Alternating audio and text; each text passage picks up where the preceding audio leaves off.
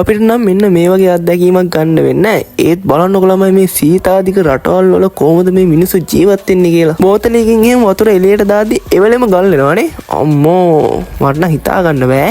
නේ ළමයි තව ටින්ගෙන් අමතක වෙනවා. මගේ පුංචි channel එක තාම subscribe කරලා නැත්නම් ඉක්මනට ගිහලා channel එක subscribe කරලා යාළුවන්ටත් බලන්න share පාරක් දාලා මේ වීඩියෝ එකට like එකක් දාලා comment එකකුත් දාලා එමුද.